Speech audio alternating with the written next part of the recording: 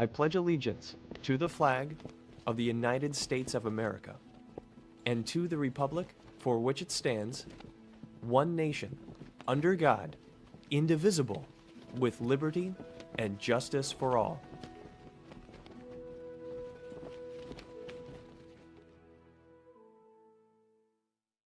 Uh-oh! Guess what day it is? Guess what day it is? Mike. What day is it, Mike? What day is it, Mike? What day? Uh-oh. It's Hump Day. Hump Day?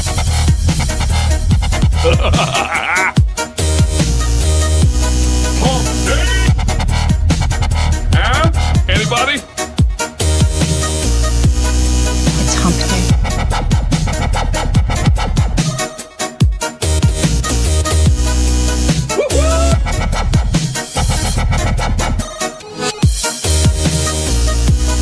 Guess what day it is? I know you can hear me. Hump Day. Guess what day it is? What day is it, Mike? Happier than a camel on Wednesday. Hump Day. Get happy. Get gaga. It's Hump Day. Hump Day.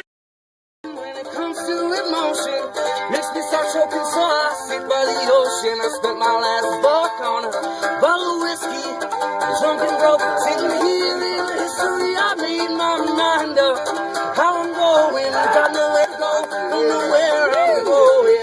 I do know one thing, and think it is true wherever I go. I'm gonna need you, we just can't let each other go now. We're too close to ever slow down. The only one who keeps my chin up when you touch my lips. We're like two dogs stuck cold. Cold beer, don't you ever worry. I am right here, never live without you. Don't care what I amount to. No, talking about cold, cold beer. Don't you ever worry, I'm right here. You never live without you.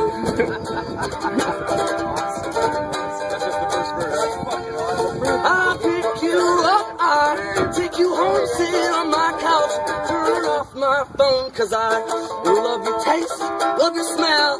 Who'd have ever thought that we could do so well? Hell, I guess we're meant for each other. So like the microphone in my buddy Bruce Buffer, I can't really express my joy, sort of like a scrap of weed. Oh, it's good to hear you, but I can't take my eyes off you.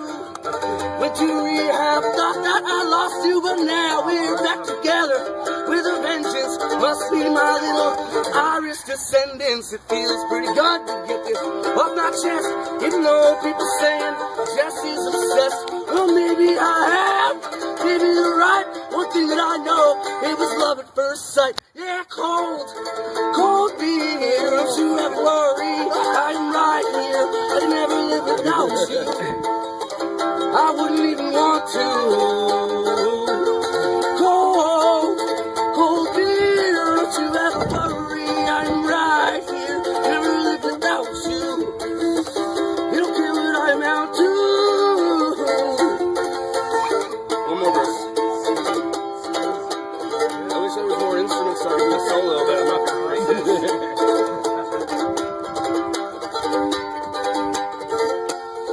Well, I'm sitting on my stoop, feeling kinda lonely. Me and Brenda fighting, so I called up the homies. But guys are busy hanging out in front of Sobeys. There's only one little fella who really knows me. He comes in a little brown bottle of can. Sits in my head till I can barely stand. He's part of the family, he's part of the team. Took me under his wing when I was just a teen. Every time he comes around, it always takes me back to when I had a fake ID, had a little dirt stash, hit a road soap, cold pop, 2-4, wop, pop, pop, top, twist, stop, tall boy, cold shot beer, cold beer. Don't you ever worry, I'm right here. I never live without you. You don't care what I'm out to. Cold, cold beer. Don't you ever worry, I'm right here. I can never live without you. I wouldn't even want to. Hey, that kid looks just like you. That's my kid. Yeah.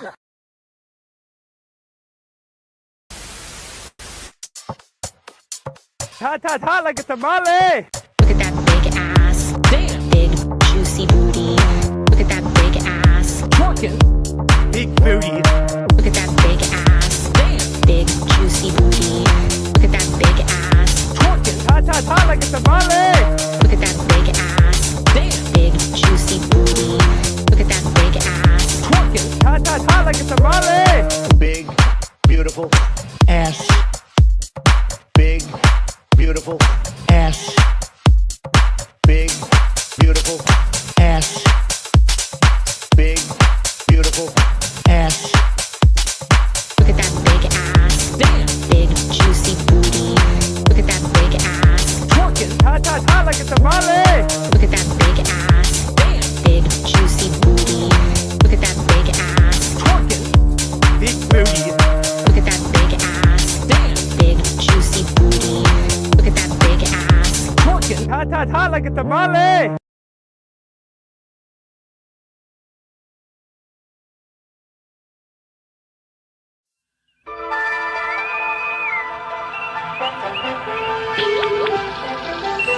Captain's log, stardate 5591.2. The crew of the Enterprise is ready for some well-deserved rest and recreation. What about you two, my dear friend Spock?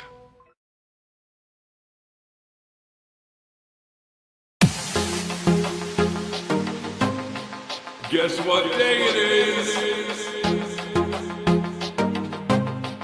Guess what day it is? Guess what day it is? Anybody? Anybody? Al? Mike. What day is it, Mike? It's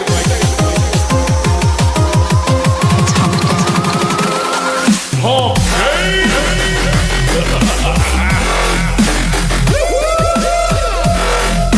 Hump day? Anybody?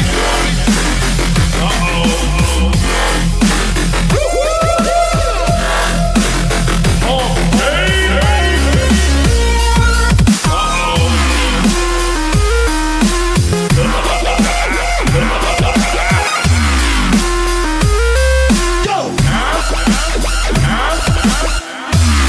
Anybody?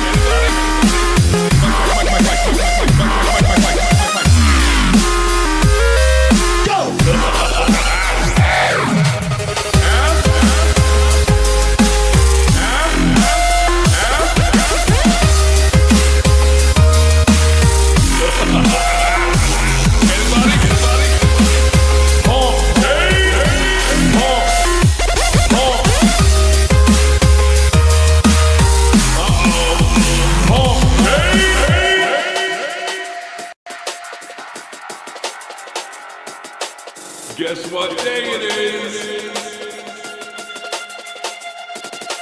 Guess what day it is? Guess what day it is? Guess what today is? Mike. What day is it, Mike? Hump day. What day is it, Mike?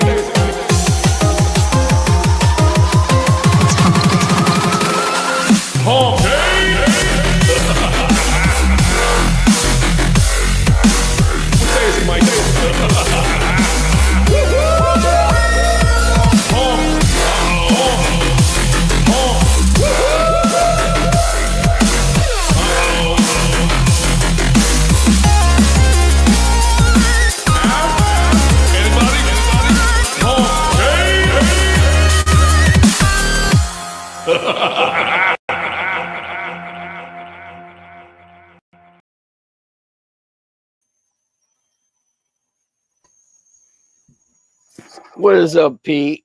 It looks like we got hit. I guess that song isn't available to play, or maybe it was the.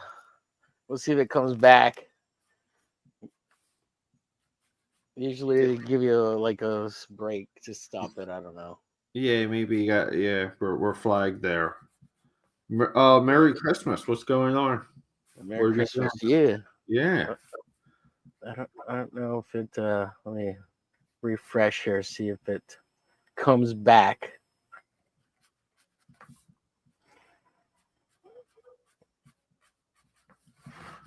Yeah, it was probably like, I don't know if I should start it again or what. Like, I don't know what to do with these kind of things at all. Like, I've never had that happen, you know?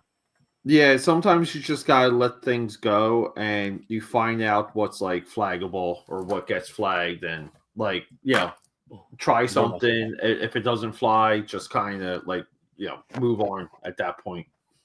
Yeah. So I don't know if I should restart or what.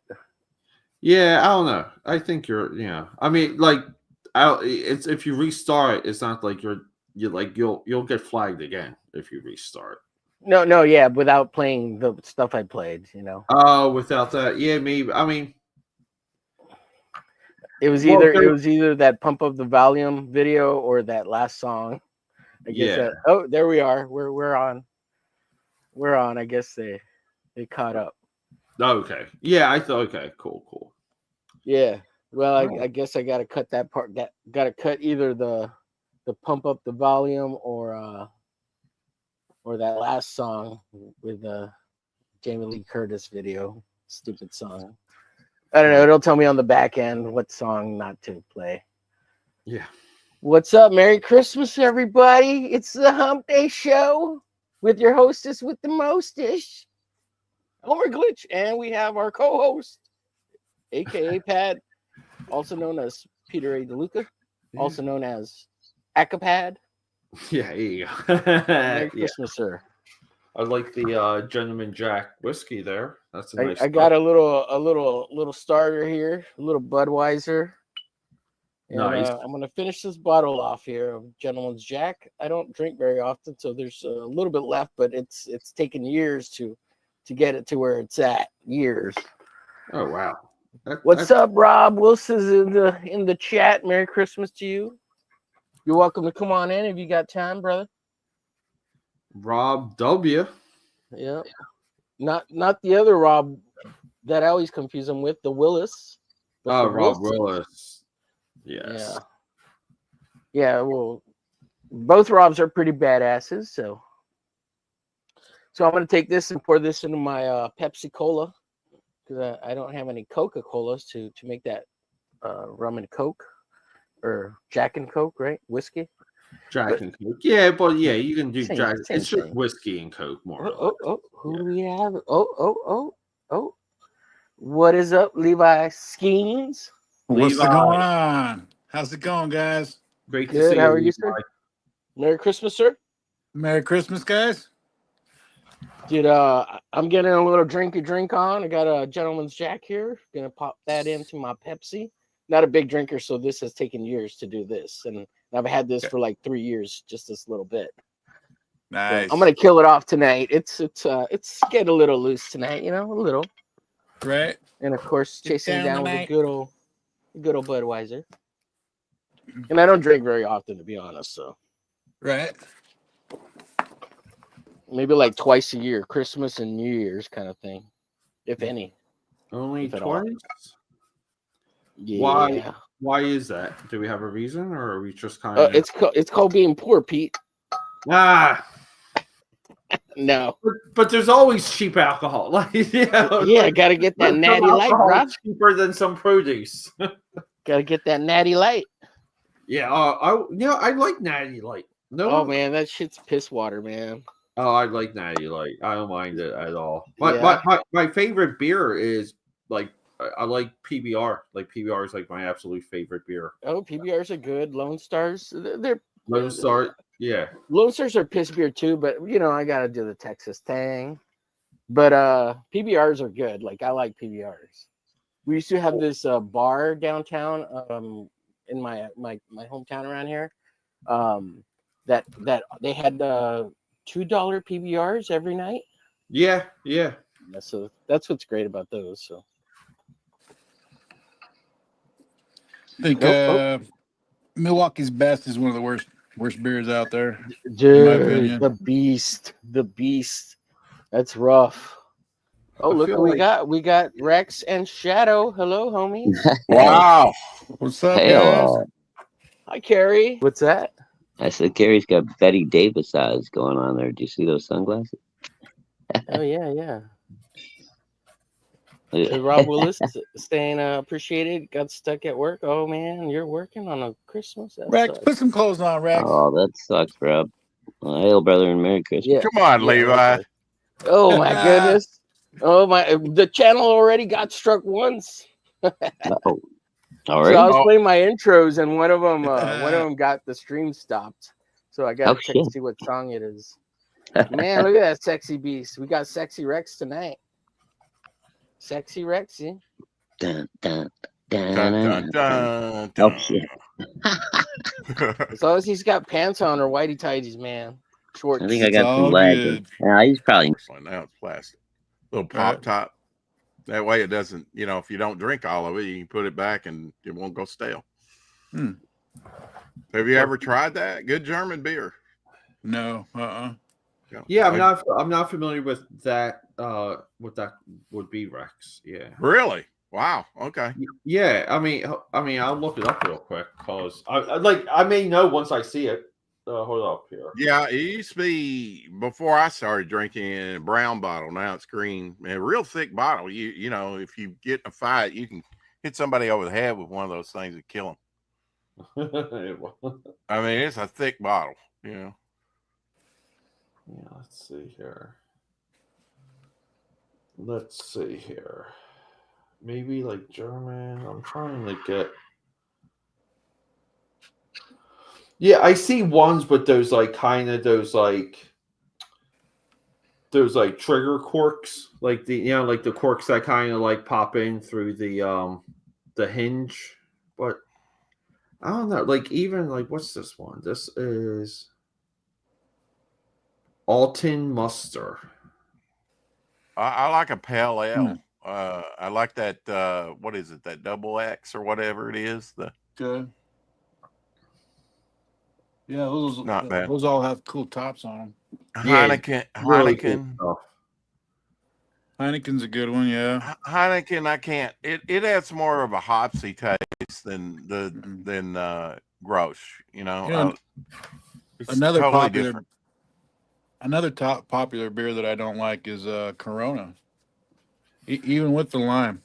Yeah, I can I'll drink that without the lime.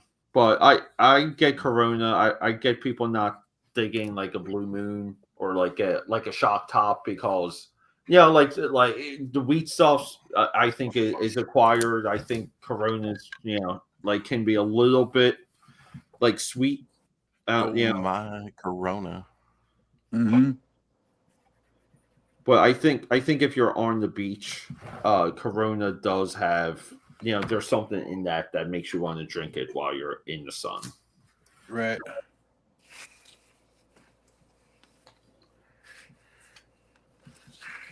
Yeah, Carrie, go ahead and suggest whoever you're thinking of collabing with. Gross is skunky. Got that funk on it. Shadowhawk says. He says Holland, baby. Holland. Yeah. What about no one's named that one that's been brewed since 1700s in America? What is it? Yeah, starts with a Y. Yingling. Yeah, I like Yingling. Yingling's good. Yeah, that's the Yeah, I like Yingling. Yeah. Yeah, if you ever visit the brewery for Yingling, they brew in like the brewery actually like cuts into like almost like a mountainside. They're like you're in caves with that brewery. But yeah, they're awesome. Who doesn't like Bud Light anymore? Me. Really? I don't care. I'll drink Bud Light. Yeah. Yeah, I used to, but I really don't like the hopsy tasting. I just, you find one beer and you stick with it. But now I'm not opposed to trying new things. I mean, I have like a couple other, I'd say 3 alternatives on my list. Not every state has the same beer. You can't get certain brands. Yeah, because even Yingling is a regional beer, and the people that live in the region think it's a national. Like like they think it's available everywhere because it's very popular. But they their percentage of the beer market too is just like 0.0000 like 1%.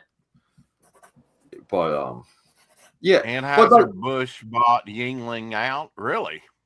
Oh, maybe. Yeah, maybe.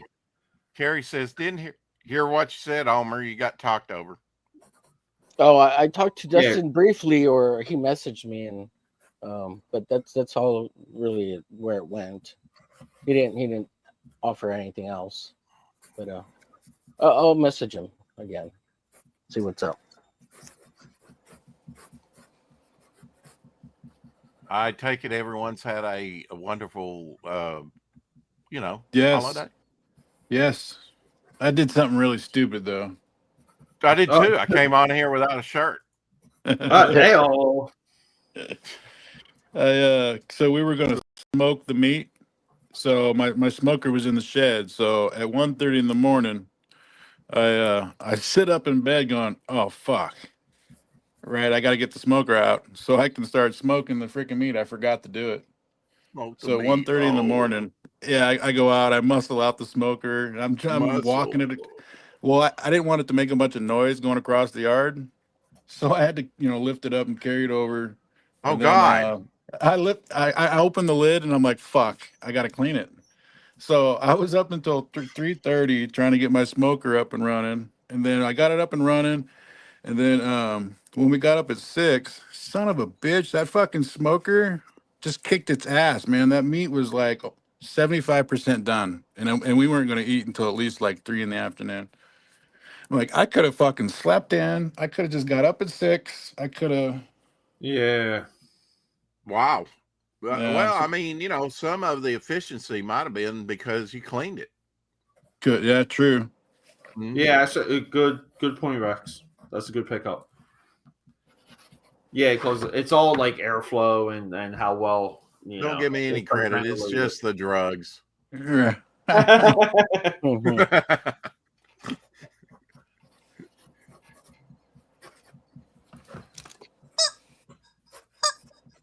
Did Omer go away for a little while? I'm here. I'm here. I'm here, buddy. Okay. I'm here.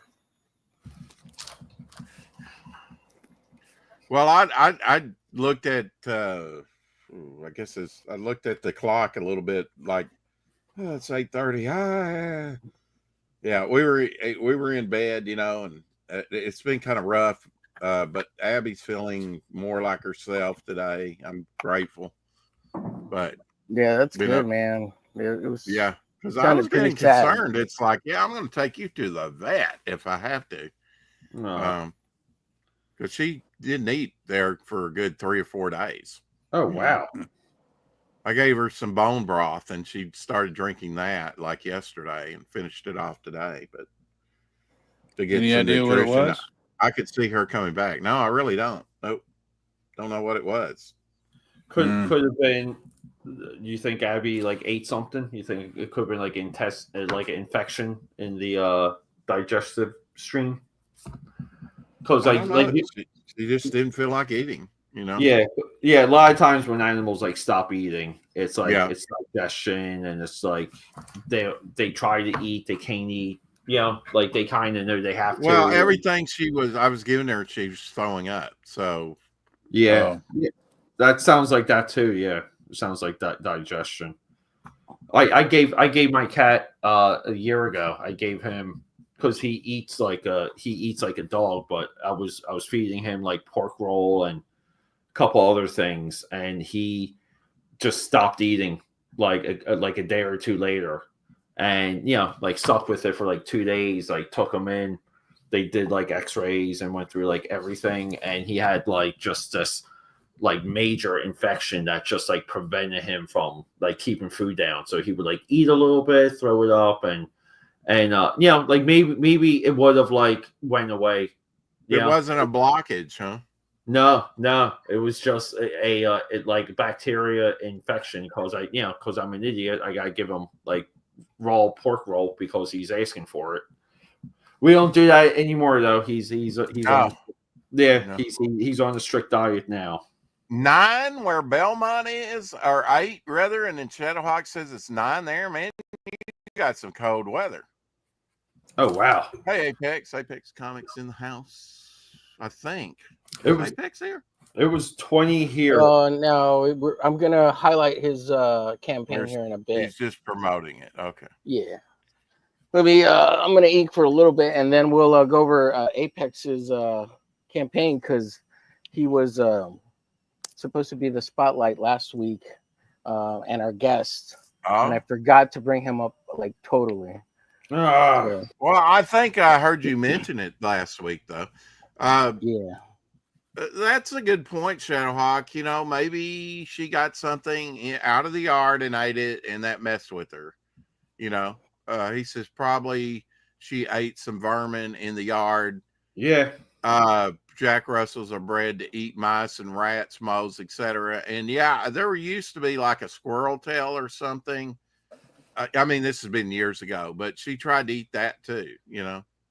And when she was younger, she tried to eat feces of another dog. Yeah, so, and that's not good. Come on, you eat feces, you're not gonna, prosper. Yeah, did it delicately. You're gonna have poo-poo breath too. Yeah, land.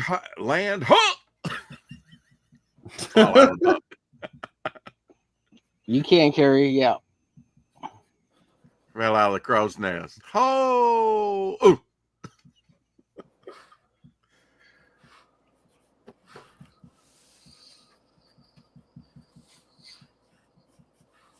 So, Omer, what'd you think? Oh, I wanted to get on this, guys, because I'm doing a supplement, right? I'm doing a bog supplement. And one idea I already had this made up, Peter. Okay. There we go. So that'll be the cover to the supplement. Sweet. And what I'll do is I've got a disembodied brain character, and I'm going to do an overlay in color over this. And I'll probably kill the red in the eyes. Yeah. And so that's cool. And it's a story about possession, really, and control. And anyway, that's good. That's and then how are you going to print the overlay? Like, what's the process? Just digitally separate. Do the artwork digitally. I mean, do it separate and then overlay it. Change the color. Yeah. I wasn't sure if you had like a printer that could do something. Yeah, like a physical and they're going to be the ones printing the book, so it'll be at least that ash can quality, Omer, the paper. Well, for the ash can, I just use regular typing paper. Yeah, there you go. You disgust me. I wanted to talk about. It was nicer paper. I mean, it wasn't like the cheapest. It was awesome paper. Nicer. Nicer okay. Paper. I don't know awesome, but I do know Cyberfrog and the Ripple on the first book. Anyway, K-pop. Hey, K-pop. He got some. Anyway. Controversy. Quit waving to the women. Stop it, Levi. They're here for me, right? I don't know why I'm so dominating it. Hey, K-pop. You're lucky I don't get on camera, Rex. Rex is a paper snob. I wanted to ask you guys what you consider an ash can. That ash can is a preview of a bigger comic. You would not do a complete story. Yeah, well, it could kind of have printed pages. I mean, like printed, like fully produced pages. But right? Like, I guess what I'm under the impression of is that the ash cane is supposed to entice retailers to crank up the orders and to have it. One time, like dealers used to have like a pile of ash cans behind the counter, and you would go and be like, hey, like, do you like what's coming out? And they would give you like a stack and you would go through the ash cans and you would tell the retailer like what you wanted ordered. And then like in the 90s, the ash cans became like collectible. So promos, like all the hero and fan and wizard had at various times the little ash cans. Yeah, but there were still previews of upcoming books, and then but I would say like what you have here, Rex, I would classify that as like it's a mini comic. Well, that's Glitch's ash can. or glitches, or that. Yeah. Like I would classify that as it's a mini book. He didn't want to show mine. He was ashamed of it. He just got it in the mail. Oh, you were asking for me to show yours. Okay, yeah, I have it here. Let me grab it real quick. Mine was right next to me. I thought you said glitch, so I was like, 1 second. I said I would write you a glitch story if you wanted. That's the only time I said glitch. I said omerglitch, your name.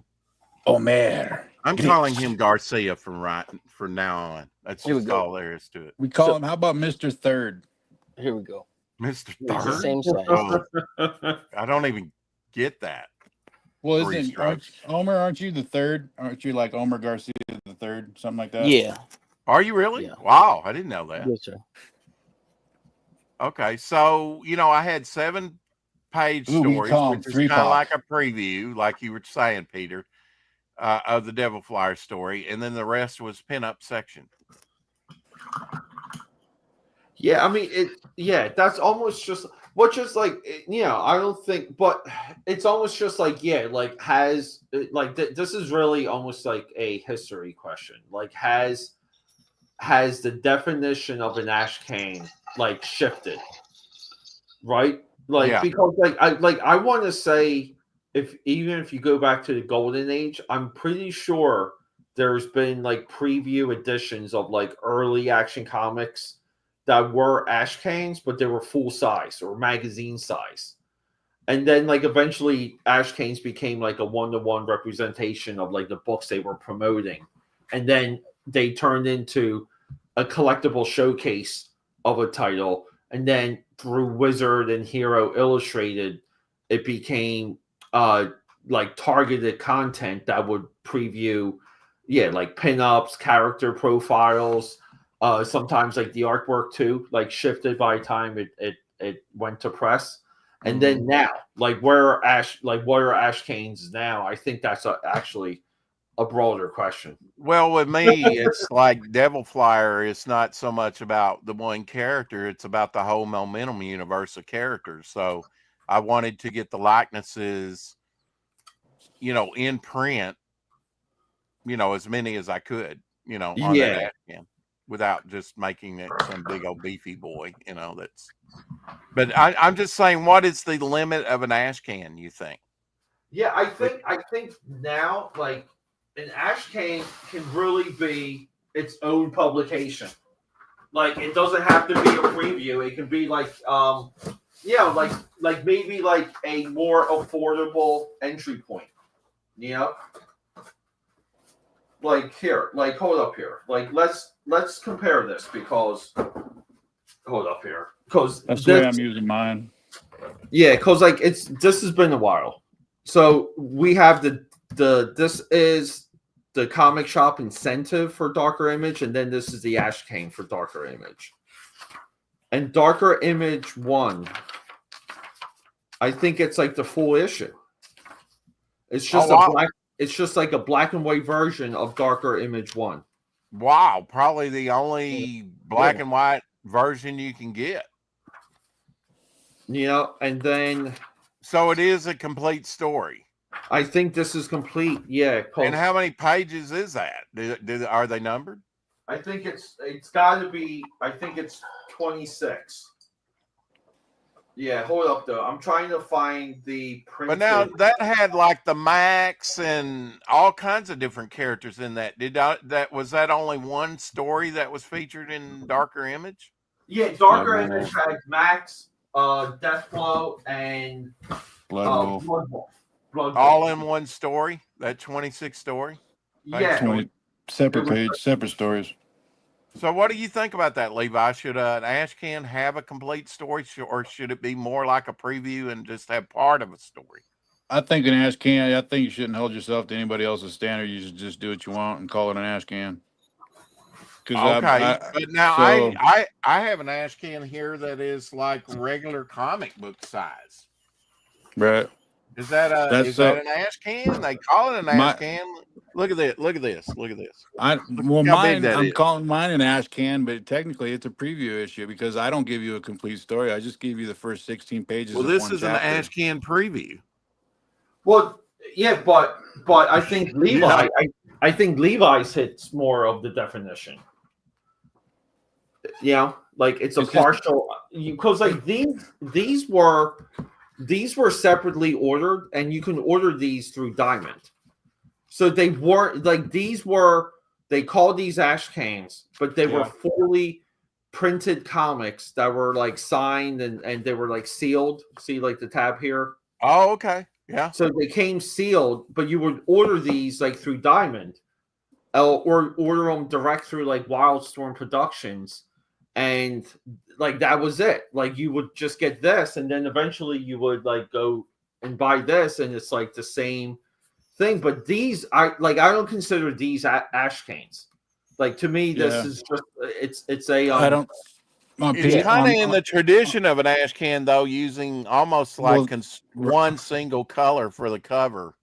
Rex. Mm-hmm. I'm only saying ash can in the traditional sense.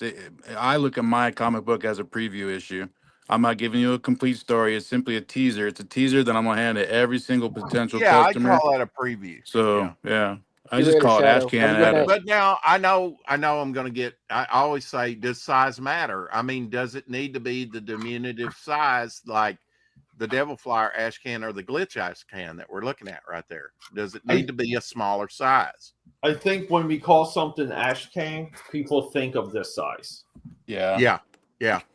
So, and like that's a little bit of what, like I guess like I'm trying, because I really, you guys are just making me think about it.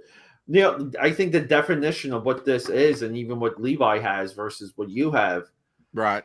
Like it's almost like like has the definition of ash can become more of a publishing term rather than like what the intent of the I think so, an ash can, let's say, there's 54-page ash can. I don't think that'd be an ash can. And then that's going to push. That's going to push the idea of, is it now like a mini comic? Is it like a full mini comic? Exactly. Yeah, that's what I'm saying. When does an ash can not become an ash can? And what is the definition of an ash can?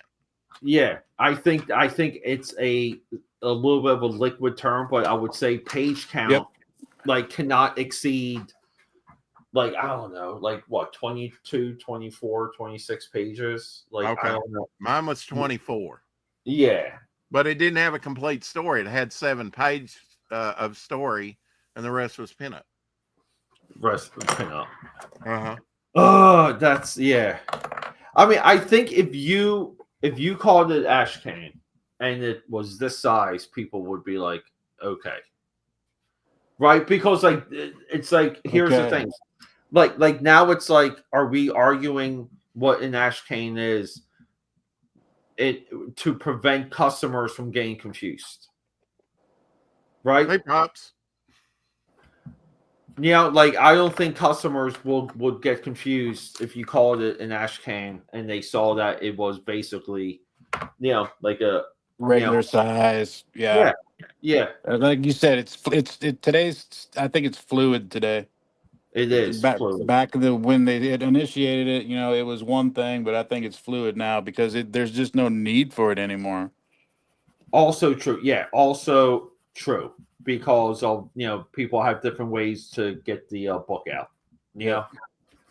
Hey, so it's not like ash cans are reliant to sit in comic shops and to pull like a diamond order, right? And then like after all the orders were complete, you would give an ash can to like a favorite customer like if you were like a shop owner, you would give it to like whoever like had the biggest like pull box or Right.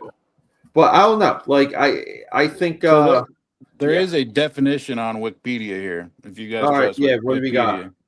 Nah, shoot, you're asking the guy with stroke brain tonight to read here. I can look it up on Wikipedia. Yeah, just I typed in Ashcan comic definition in Can you the give search me bar. the link? Can you give me the link in the private chat and make it easy on me, Levi? I'm on my phone on there. Oh crap! See, where's that? Yeah, I looked it up on my laptop. So, but it's basically what we've been discussing here. But like I think it's a fluid term, and there's just no need for it anymore because companies popped up like Kablam and all sorts of things. Where you could just go, well, shoot, I can just get an ash can, or for lack of a better term, from them. A preview issue. An ash can comic is a form of American comic book originally created solely to establish trademarks on potential titles and not intended for sale. Okay. Which is like some of those earlier ones I talked about that I know sold for at auction. So like the golden, like that was golden age. Yeah, 30s and 40s. They might have wanted to copyright a logo, a name, with maybe not even the intention. They just didn't want anybody to have it. Other, companies to use it. Are ash cans valuable? What is meant by ash can edition? Holy moly. Sorry, Rex. Go ahead. No. Go ahead. Sorry. The term was applied to these editions of comics because they had no value and were meant to be thrown away after being accepted by the trademark office. Some spare copies were given to editors, employees, visitors to keep as souvenirs. But over time, they're so rare, and people who wouldn't want a double action, ash can or like one on Superman or something. It'd be worth a fortune. That's what I Googled next. I Googled most expensive Ashcan comic book, and son of a gun, there is an Action Comics #1 Ashcan that goes for $204,000. And I almost said that. I didn't want to misspeak, but yeah, I do remember that one when that sold. Yeah, Let's see on eBay they have sales. Youngblood 900. Frank Frazetta's edition 500, Prophet Ashcan 1200, Incredible Hulk Ashcan 395, Pit #1 400. Wow, Max #1 the yellow Ashcan is 2000. Absolute Batman. It's so rare. Yeah, Transformers San Diego Skybound 675. It was all essentially a way to trick the trademark office into thinking that you'd actually publish a comic while you were, in fact, still working on it. They were considered disposable, even more so than regular comics, which is where the name Ashcan came from. That's where the majority of them ended up, was the Ashcan or trash bin or whatever. You know what I'm noticing? Since I'm now back on this tab. #1, we've lost Omer. He's not on stage. Oh, Holy crap. Good. Maybe some of us will get a chance to talk now. Well, here's something funny. Here's something really funny. We speak of ash cans, and Pops appears. Oh, gee. Pops with the ash can collection. What are the odds on that? What does that mean? It means all you have to say is ash can, and Pops Van Zant appears. How's it going, Pops? Well, now, if we were talking Furry Freak Brothers, I might be able to, An Ashcan comic is a form of American comic book originally created solely to establish trademarks on potential titles and not intended for sale. Practice was common in the 1930s and 40s when the comic book industry was in its infancy, but was phased out after updates to the U.S. Trademark law. Wow. There you go. Okay. So they all right. That makes sense. So that's why they don't do it anymore. Updates to the trademark law. Okay. The term was revived in the 1980s by Bob Burden, who applied it to prototypes of his self-published comic book, which would be Flaming Carrot, right? Because he did Flaming Carrot. I guess before maybe before Flaming Carrot. Like maybe the term was revived in let's see since the 1990s. The term has been used to describe potential materials produced in large print runs and made available for mass consumption. In the film and television industries, the term ashcan copy has been adopted for low-grade material created to preserve a claim to licensed property rights. The modern comic book was created in the 1930s and grew rapidly in popularity, blah, blah, blah. In the competition to secure trademarks on titles intended to sound thrilling, publishers, including All American Publications and Fawcett Comics, developed the Ashcan edition, which was the same size as a regular comics and usually had a black and white cover. So if it was Golden Age size, it was full size at the start. Okay. Yeah, and not the small they were size. bigger. Yeah. They So were who like shrank it? Yeah, typically over art was recycled from previous publications with a new title pasted to it, which then that way they could trademark the copyright. I mean the logo. Inferior artwork ranged from previously published material in full color to unpublished pencils without word balloons. Some ashcans were only covers with no interior pages. Publication quality on these works range from being hand stapled with untrimmed pages, wow, so some of them look rough indeed, to machine stapled and machine trimmed. Once the practice was established, DC Comics, which would have been really national publications, right, used ashcans more frequently than any other publisher. Not all the titles secured through ashcan editions were actually used for regular publications. The purpose of the ashcan edition was to fool the U.S. and trademark office into believing the book had actually been published. Clerks at the office would accept the hastily produced material as legitimate, granting the submitting publisher a trademark to the title. Since the ashcans had no other use, publishers printed as few as 2 copies. One was sent to the trademark office, the other was kept for their files.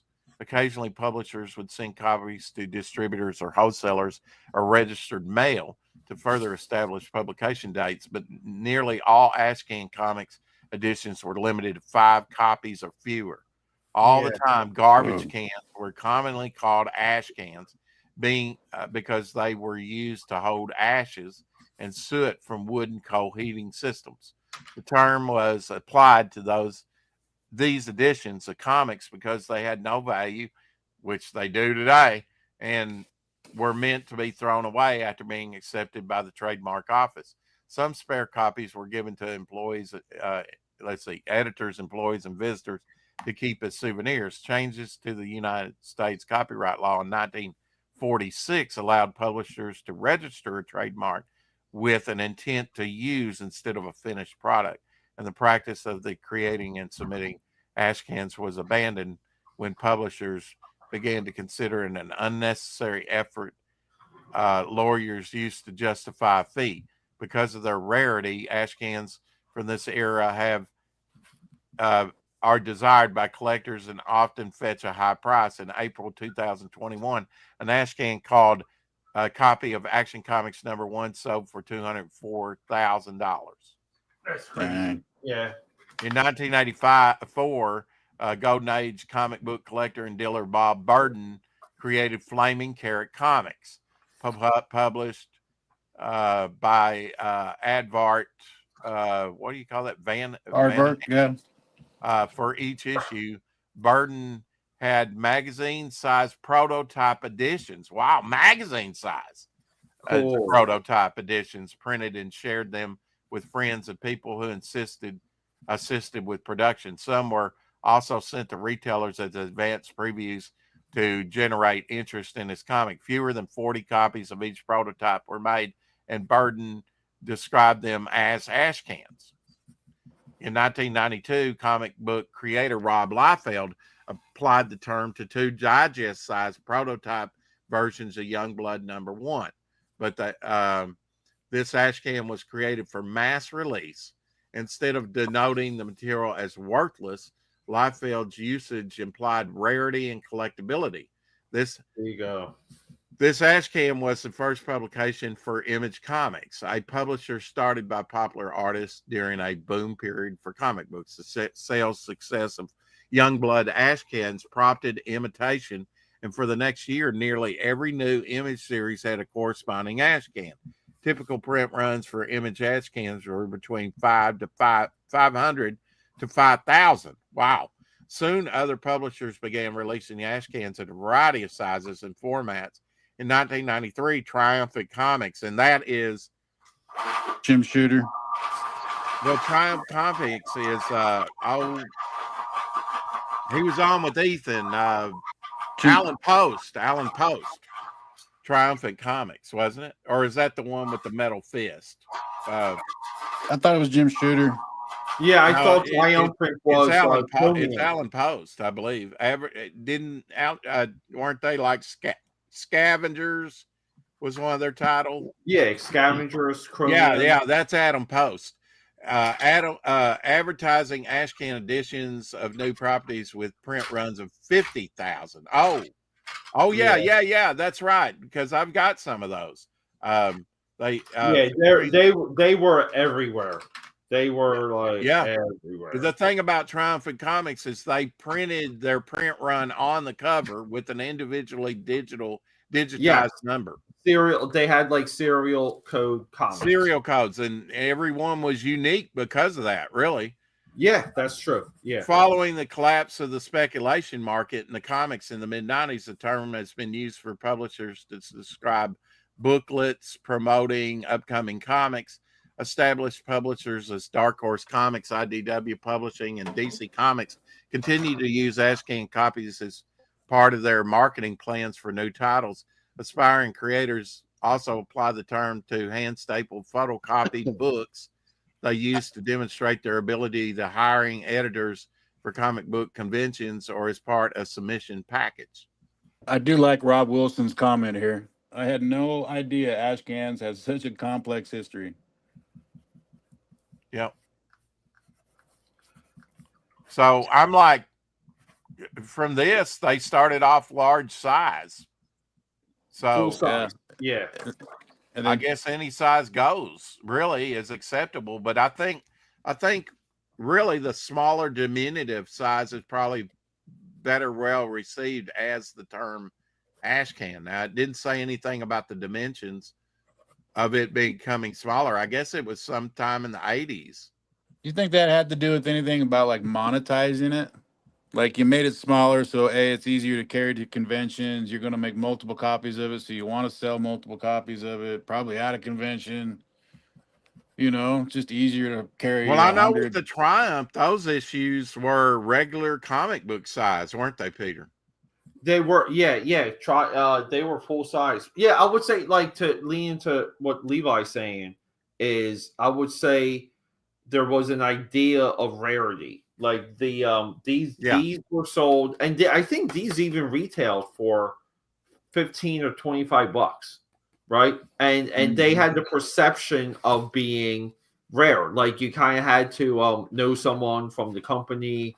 And they kind of took advantage of that. And this is pre-internet days. And I think even stuff like this, like the typeface for the like these preview pages here, I think this is purposeful to make it look like that it's like a preview edition. Like even the credits page, like they purposely made this look like that it's a preview edition. Even though kind of crude in execution. Yeah, but I think it's purposeful. But I think there was like a rarity factor. Yeah, because like even growing up, like you would never see ash cans as like wall books. Like like you would just like you knew someone that had them, or you have to like mail away for them. But actually getting your hands on them sometimes was tough. Yeah, polybagged with the Wizard magazines, like Pops is saying. Wizard printed a lot of ash cans, and I some of those were like pamphlet thin. They were they were very thin, yeah. And then like it was Hero Illustrated. They're the ones that did the Shadowhawk Ash Cane. They did the Pit one. They did the Wetworks one. They did Event Comics. I think Event Comics had one for Wizard, and like Pitt, he would go to different conventions, so he would have a different solid color, like you were showing, cover on those, right? So there's color variants. So like the editions that have multiple colors there's multiple covers for St. Keith's Max for Pitt. There's like 3 colors for Youngblood. There's maybe 2. There's a pink and a red for Wildcats. Like I have a bunch. If I can kind of find them, I have like a sack of them here somewhere. A sack. I have a backpack full. I do, yeah, because for my Wildstorm stuff, you know. Yeah. Well, yeah. I think some of those ash cans, if they weren't printed, if some of this stuff was very limited, and really, Levi, if you think about it, the Triumphant, 50,000 run, okay, that's still cancellation numbers back in the day. Yeah, I mean, it's not rare, but it's not scarce, but they were during the boom. I mean, what did Turok #1? What was the print on that? Like 2 million or 3 million copies for Turok #1 from Valiant on the print run. Right? Yeah. The chromium cover. Yeah, I mean that thing. There was so many copies of that thing. That book will never be worth any money. Oh, I know one comic book place. They have a doorway they've got them all around the door. That's because they're have all worth a quarter. Yeah, exactly. Yeah. Oh, here we go, guys. And Peter. Yeah. So this is like really rare. This is a Supreme one, and this is more of a true ash cane because see, look, the alignment's off. This was run probably off of a heavy duty office copier. Well, you think of the underground scene like R. Crumb and stuff. They hand stapled their books and sold them out of, but they were more complete comics and they weren't really using the term ash can that I know. Hey, Pete, let's put a pin in that for a second. Let's go over to Apex real quick. And at least screw Apex. Get to talking. All right. Yeah, we're good. Let's see here. He's chomping at the bit. Omer says, "I want to do this and get the hell out of here. It's Christmas." Well, I didn't do it last week, and I meant to promote Apex here. So he's got his here's his YouTube channel. Go subscribe to Apex. Check out his comic book, and let's see here. We'll go to FEMBAT here. So is that a real signature on that Supreme? Or yeah, is that like printed? No, it's Brian Murphy. Nice. Okay, so it is an actual, and that was it. Just you got the title, and it's a blank cover, but he signed it. Yeah, here we go. Wow. And this was for a Comic Asylum. I'm playing, but you had to get it. We'll get back to that Ashcan because I got questions about that Ashcans too. Awesome. Let's. So we got FEMBAT here. Yeah, let's talk about Apex real quick. Apex here. And we got his FEMBAT character, and he's got a trading card by Dan Lawless down here at the bottom. Very cool. Let's show that because it's a really awesome card. Look at that. Like so he's got a stretch goal of 3,500. So hopefully he'll get to that. That's the Dan Lawless tier, 3,500. How close are we on that, Peter? It's so small we can't see it. He hears that a lot. I know, right? It's ripping. We're at it's up in his body cavity. You'll have to search. Yeah. Coasting locked me or whatever. So he's at 1,000. And here's his everybody gets a bookmark already. Nice. And it's a beefy boy. It's a big one. Here's his Twitter page, so you can go sub to him. Check him out. All right, I got that done. Great. Well, let's I will make sure. Well, now wait a minute. Put it back on the Dan Lawless piece. I gotta ask this every time we look at the Dan Lawless piece, and I did ask Apex, and he thought it was spot on. So he's the creator of the character, but I did have a question about the Dan Lawless piece. Okay, let me bring it back up here. Give me 1 second. Bring it back up. Blow on it. K-Pop says, I love Supreme.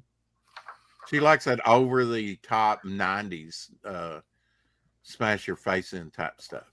You know, early Greg Capullo type stuff. I could tell. Now you want to see the Dan Lawless piece, right? Well, not anymore. I mean, if you got to go through the hoop for it, you know, I was wanting to see the ash can, but you just had to do that. So just what I'm giving you. You want to bring up something about this piece, Rex? That thing glistens. He did a nice job on I don't that, see it. Wait. Oh, I was on. I'm sorry. Okay, I was on the wrong. I was actually watching us on YouTube. Anyway, yeah, on the left arm there. Now I asked, do you think that the wing is complete as compared to the other wing? Here, right? Yeah. And he was saying at the elbow or whatever that it was straight out. You couldn't see it, yeah, because it was maybe straight out and the arm was obscuring it. But I don't know if I buy that. I would want a little piece like right here. Just I would like it at least to go up to the elbow, I would think, or past the elbow or something, you know, or coming up on the top part this way. Yeah, exactly, just a little. And you could do it at a diagonal, and you know, and then I don't know. It seemed like a little short on that. And the only reason any of that is because the way this is drawn. See how far it goes all the way behind her. Yeah. Okay, we'll go back down to his piece. Yeah.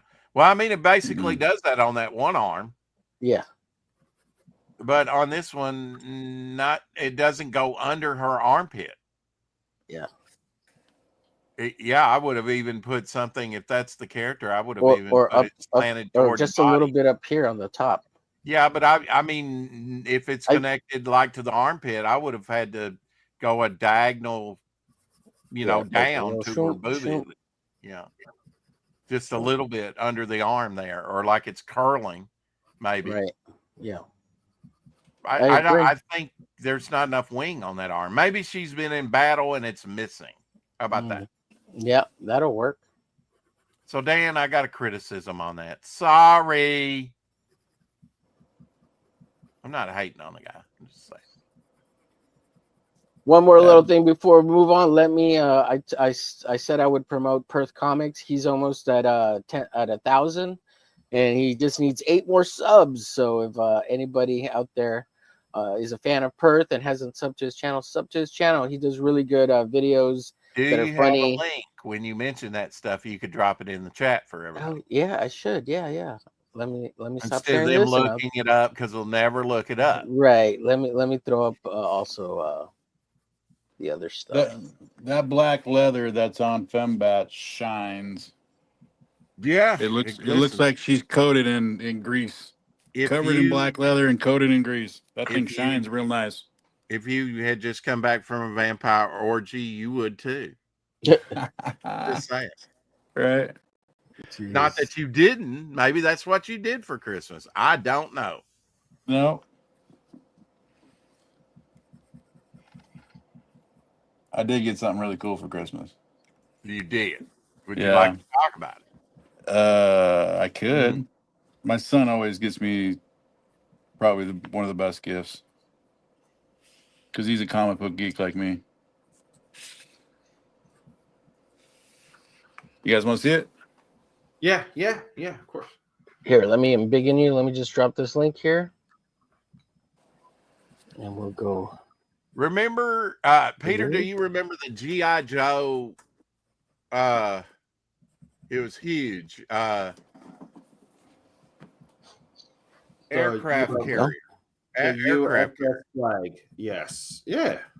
Well, I don't have that, but I have a couple of knockoffs that I bought still boxed up. That's and they're not supposed to be a GI Joe, but they're big aircraft carriers, and I got them for like $10 back in the day. Oh wow! Yeah, And big they're toys. They're GI Joe knockoffs. Well, I mean, it's an aircraft carrier. Yeah, yeah.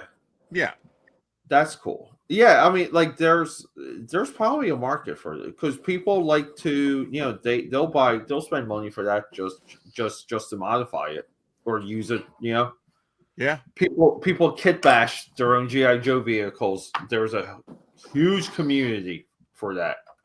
Well, you could put a bunch of Legos on that thing if you wanted, Lego figures or the square heads or whatever, whatever you collect. Yeah. Blockheads. There we go. Blockheads. Yeah. See the size of this book? It is, those are massive. 21 inches. Holy crap. And they're heavy.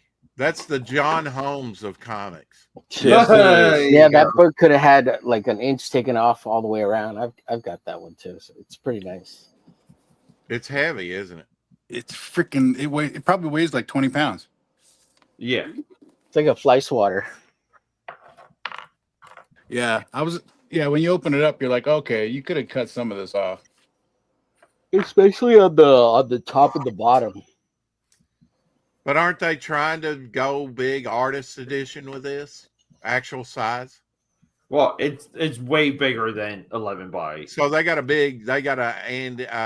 post gutter. They got a gutter around the artwork. Mm-hmm. Oh yeah. You want me to open it up, Rex? Gutter.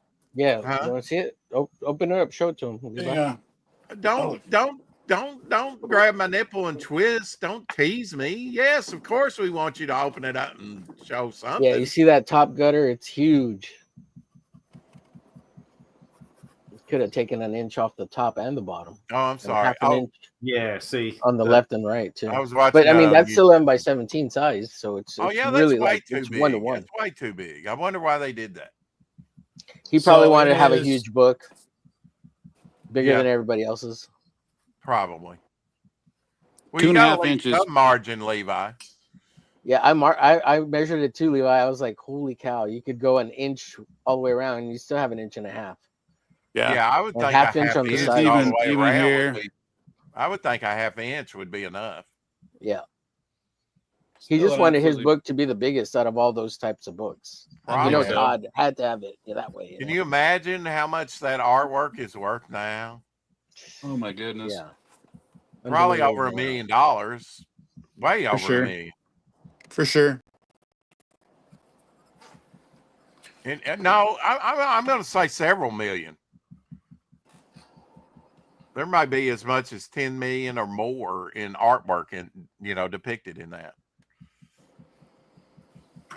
Because some of that original artwork is Rob Liefeld, one of his covers sold for millions. Yeah, it does have stuff like the pages, the first Venom pages and stuff like that in there, so it's got to be worth millions. Yeah, multiple millions by now. And I mean, comic artwork has always been undervalued. It'll never be like Rembrandt level, I don't think. Right. You know what I'm saying? It's not until we're the definition of the dead artist being worth more when we're dead than like even like you remember when Peanuts with Charles Schultz passed away? Yeah. And even the second time I noticed it when John Buscema passed away. Right, you go on eBay one day and his pages are selling for X, and the next day they're selling for boom. Oh yeah. I mean, I'm probably going to do a John Buscema book here next, real quick. Which is just like put it together because the art's already done, right? And make up a cover and crowdfund it just because Glenn's been after me to do a book. We've talked about it for years. And I think it'd be a really good seller, it being John Buscema. Right. And you got some, the rare sketches and stuff, right? Or a rare, one of a kind preliminaries and yeah. That I bought back in the day for a song. And this was after his death. No, this was after his death, Levi. I mean, some might have jacked up the prices, but I was buying all this after his death. Right. And it was not expensive. This guy, I think, got them from his art dealer originally. And he was also the same art dealer represented him and his brother Sal Buscema and Martin Nodell, who created the original Green Lantern and the Pillsbury Doughboy back in the mid-60s. So you think maybe because he had an art dealer and his stuff was on the market, that maybe the prices were diluted, and it made me start thinking about Walt Simonson and his Dragon's Horde of original art. I don't know. It might have been, that the guy just wasn't well known, and we got a good, to get noticed, you got to put a lot of stuff on eBay on a consistent level, and he would only put so much. He had a limit. Right. I think maybe 50 something pieces. You're not always going to get noticed with just that few items. And I think that probably hurt him in the long run, selling that original stuff. I bought a Jack Kirby book. He was a contributor, a writer in that book. And I bought one on Lou Fine as well. And both those books, there was only 60 produced, and they were never put up for sale. But the Jack Kirby book is about 3 inches thick. It's that big a book. And it was just all these, it was like a writing club or whatever. And they wrote and submitted articles on the subject of like Jack Kirby, Lou Fine, and other artists. And then they would put it together in a book, and it would be sent out to the 60 members of the group. But it was never offered up for sale. So I've got a Jack Kirby book that there's probably less than 60 copies out there. Nice. And they do have some of his work reproduced and stuff, probably in black and white. You know what? I've never cracked it open. I need to crack it open and show it one day, but I have it in my safe, and I can't get that one drawer open. I'm going to have to get a locksmith to come somehow get that drawer to work. And I've got some other stuff. I know that has some old Ibis, a complete Ibis Golden Age artwork story. It's got a Charlton 60 Flintstone story in there. It's got 2 signed books that by Charlie Daniels in there, and I don't know what else. It's got that Kirby book, and I think that Lou Fine book as well. That Lou Fine book is like a pamphlet compared to that Jack Kirby book. It's very, small on the pages, but Jack Kirby was massive. Probably one of the rarest Kirby books ever made, almost like the old fanzines. Right. But they're like essays. They wrote essays, Yeah, that was the whole culture back then. So what is this you're working on now, Peter? What character? This is this is Liege Maximo. He's one of the primes for Transformers, but this is my Transformers sketchbook. He's dope. Yeah, I like him. He reminded me of nice. What was the Marvel UK character? That had the skull-like face. Death's Head. Yeah, he reminds me of Death's Head.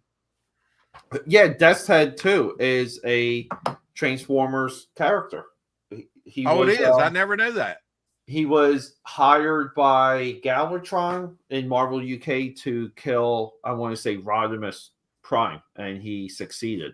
Well, now he killed the original Death Head, didn't he? Yeah. And replaced him in the comics. Right, yeah. And Marvel UK too. If we touch on that, Marvel UK is some solid month to month reading. I know. How do you remember all this stuff, Pete? The X-Men even crossed over. X-Men crossed over. You had Liam Sharp working on some of that. Liam Sharp. It led from Liam Sharp to go to Hulk. Yep. And when Liam Sharp hit Incredible Hulk, that was like Yeah, probably like the greatest era of Hulk, like artists. What was that one? Well, Dale Keown and Farmer was, and then Farmer was decent after Dale Keown. Yeah, it was like Dale Keown, Mark Farmer, Gary Frank, Liam Sharp, and then Gary Frank, Mike Deodato Jr. And like that was really like a 10-year plus, maybe like 12-year plus run. It was solid, and it should be. I mean, for Marvel, I would say the Hulk and Spider-Man were put out there, as the mascots of Marvel for decades. So why wouldn't you? And then look, a 5-year run on TV in the 70s. Yeah. I mean, like people don't look at the like the Peter David arc for the Hulk anymore. I still like Sal Buscema on the Hulk. Yeah. He was, and again too, like that was almost like back when the Hulk was Monster of the Week. Yeah, like, exactly. Hulk smash, Hulk bash. Yeah, the old Hulk, bowl cut, Hulk haircut. Like beans. Hulk like beans. Hulk don't like to get wet. Yeah, right. Yeah. But yeah, and then what happened was yourself, big guy. Yeah, but then like when Peter David, he's the one. Like the funny thing is, like if you look at the Ang Lee, the original Hulk movie, that people fake hate because they kind of just want to like act like it's I liked it. I just thought like the first Fantastic Four movie, it fell short for what a Hulk movie could be. Yeah, but like when I watched that movie, it really is the psychology that Peter David like wrote for Bruce Banner's like psyche that triggers the Hulk, because like that really wasn't explained, it really wasn't explored. All this stuff with his father, like it stems from like the Peter David work, and that's where like people call that movie like not accurate to the comics, but I don't know. Like to me, Tales of a Suspense number 60. Get one copy, which is not easy, not necessarily cheap to get even in lower grade. You're going to start off at $30 probably, but that is the first issue where he gets angry and turns into the Hulk, because it used to be he turned into the Hulk at night when the moon come up. Remember? Correct. Yeah. Who came up with when he gets angry he turns into the Hulk? Steve Ditko in Tales of Suspense 60. Yeah, and then and even going back to that, there's a whole sequence in that Ang Lee movie where they're under a moonlight, like they have a whole moonlight sequence, and to me that's a nod to his early days, origin days. And I love that movie because of like how heavy it leans into Peter David. But I'll name one artist I don't like on the Hulk too much: Steve Ditko, and he did the first big run on that. Ditko is he's like Ditko has a wheelhouse, but people it's like, oh, like he's a genius and this and not that. For a massive character though that's huge and muscular. Yeah, but and Ditko too was like a workhorse. Like he took assignments. Like that's it. Like like you got. I mean, Hulk didn't take off at first, really. I mean, he had a 6-issue run and was canceled. Yeah. Kind of like Firestorm. Firestorm had 6 issues and he was canceled, but then a lot of things were canceled in 1978. They were in a slump.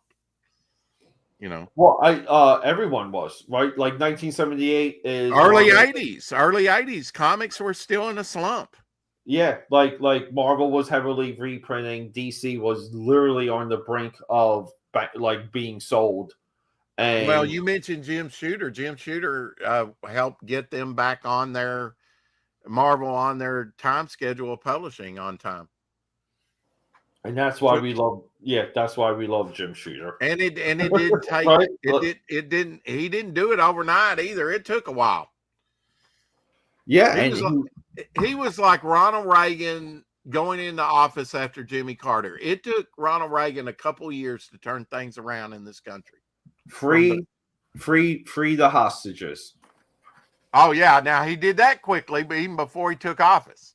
Yeah, he did that. Yeah, that was Yeah. like day one. Yeah, They knew he probably had aircraft carriers and stuff already posed to strike. He would have done it too. He would have done it. He would have been Donald Trump tenacity on that, you know. Yeah, because that ruined Jimmy Carter's presidency and his failed helicopter in the sandstorm debacle. Yeah, to free the hostages.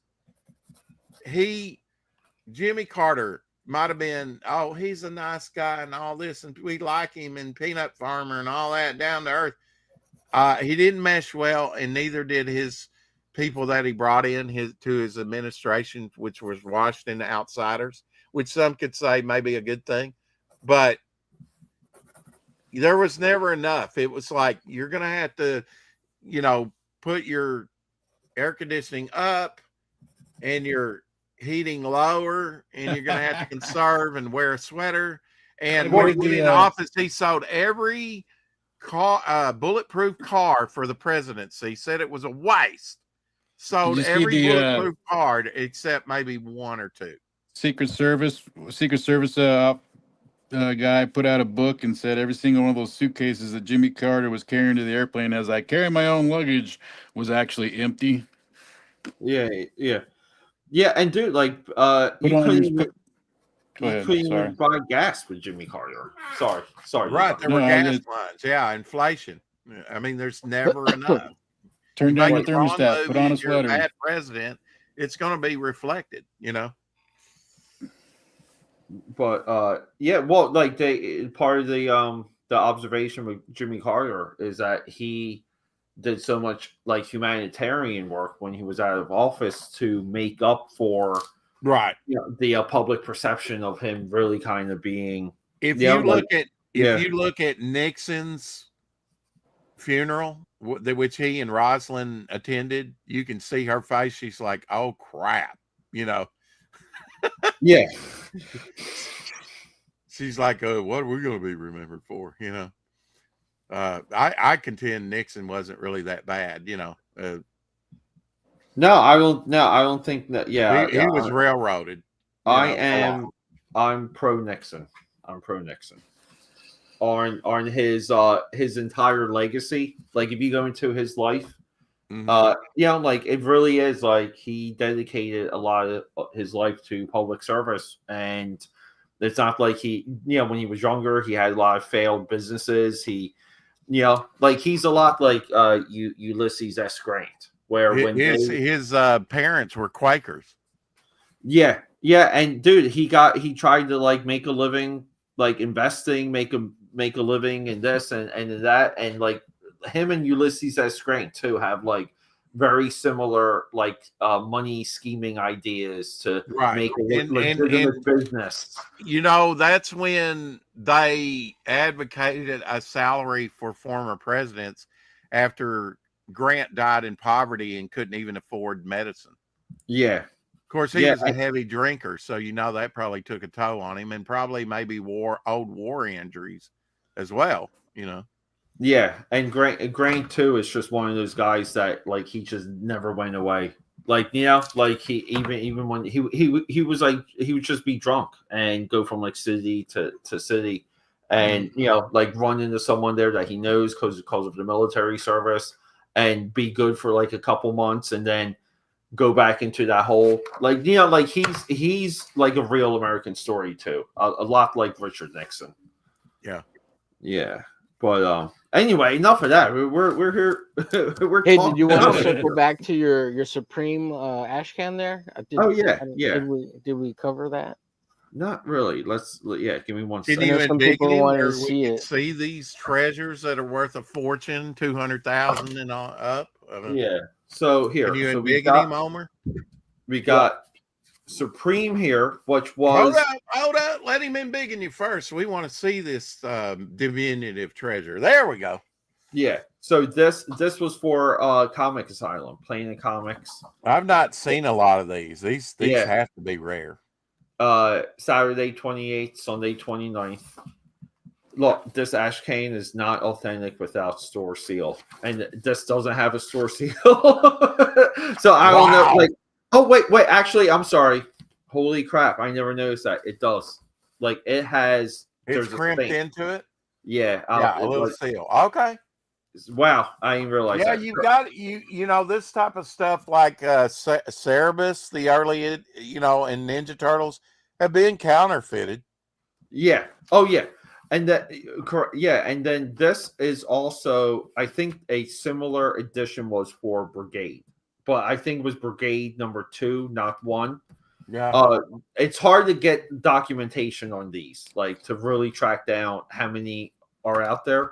But then, like my real vein is the Wildstorm stuff. So we have Darker Image. This is the Wetworks that we were talking about earlier. This now, was did some of these, like this Slick Stock one, did that come out in like Marvels? I mean, in Wizard magazine. This was Hero Illustrated. Yeah. Okay. Well, no, like Wizard magazine. Hero was like Wizard. Yeah. See, Hero. Yeah, I've got a few of these too. Yeah. And then, here's here's a Gen 13 one. Mm-hmm. Probably early Campbell artwork, huh? Early Campbell black and white. This is one of 2 ways to get Campbell black and white. Actually, I think this is later because we have Steve Dillon artwork here, and then we have these are actually Jim Lee pages here. Wow, early. But Jim I Lee. think, yeah. But then look, we have I think this was like a Campbell short story that they later printed. Yeah. So like this, and look, we have like sketch, some sketchwork here too. Yeah. But that looks like a complete story. Yeah. Yeah, I think and then like for don't flip over Fantastic Four. What the hell? Oh no, we will get to that. Okay. Yeah. Save the best to last. I got it. Yeah, but then we have Aaron Weisenfeld. Man, look at that 2-page. Wait, go back a page. Yeah. Look at that 2-page spread. Wow. Like Aaron had a really good command of darks and blacks and general movement, like for the panel, like just the eyeball moving through the panel. This is one of the only ways to get black and white artwork of his. Like you cannot get he was never like reprinted. The internet kind of saved him though. Like the internet. Now what? Wait, turn back to the last page. Right there. What is that? Backlash. So that's actually like an ad.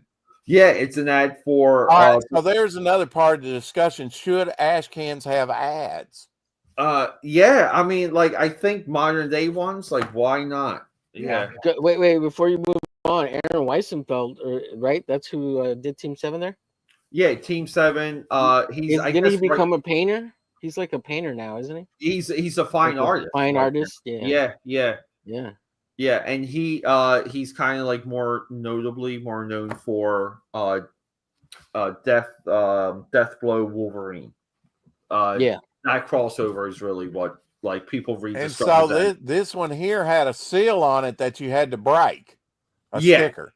So some of them like were sold like the Darker Image one. See, they both have seals. Wow.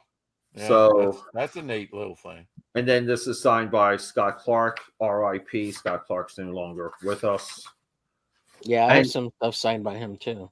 Yeah, and then like this might be, I mean, like I don't know any other time that Scott Clark is really in black and white other than his early indie days. What was that little insert? It said homage, authentic. Yeah, it's like Homage Studios, and this was like the certificate of authenticity. So was that just stuffed in there? The certificate of authenticity? Yeah. COA? Okay. Yeah. Wow. So, in full color. Like, look at that. Like Homage Studios. I think this might be like a little bit of like a full credit. And like there's some names in here that some of them like moved on, some of them haven't, but with the production staff and the art assistants, and like I said, like these are the people that made Wildstorm Comics in the early days, and you see it's a full on crew. Like, you know, like this is an office floor worth of people. And yeah. like, you know, but people will say like Jim Lee, or they'll say Brett Booth and this and that. So going through like the history of Wildstorm, it really starts with like Stormwatch and Wildcats, and then we get into when they were positioning the company to merge with Marvel. You know, we had Heroes Reborn, and that's Jim Lee cover there. Yeah, and then this is one of the only ways to get the black and white Jim Lee Fantastic Four, and like everything is just drawn like. Is there any feeling of revenge? Sorry, guys. Welcome to the show, EVS. Yeah. Well, the headline said something about a train derailment, and Shane Davis is gone. No, it's because Shane put up that fake train ad thing that. Wow, talk about trying to get views with the title. Yes. Yeah. Clickbait. Yeah, because you know Shane Davis has a train competition going with John Malin. So is that a full story in that one, Peter? No, it's partial. Partial. But what do you think the page count is on that? How much pages of story do you get in? Yeah, like let's see. It's like 1, 2, 3, 6, 7, 8, 9, 10, 11, 12. So it's 24. 24 pager. Okay. Yeah. And then this is like the real one. This is Wells Portacio. Well, wait a minute. What do you mean by real one? Like, as opposed to fake one? It's got a lot of his like penciled work. These are like somewhat incomplete pages. Yeah, they are. Yeah. Yeah, but Wells is also it's again like he's a true illustrator. He's a master of just lighting. He draws some of the best hair in like comic book history. Was he slow artist at this time? Slow. He got into like some level of like family drama that prevented the release of like Wetworks. Like, his mother passed away or something, right? Yeah. And you know, at the day, like, you know, this is like pre-internet days, like you didn't know. But if you go through like the history of Wetworks, they rolled out all the apologies, all the personal letters.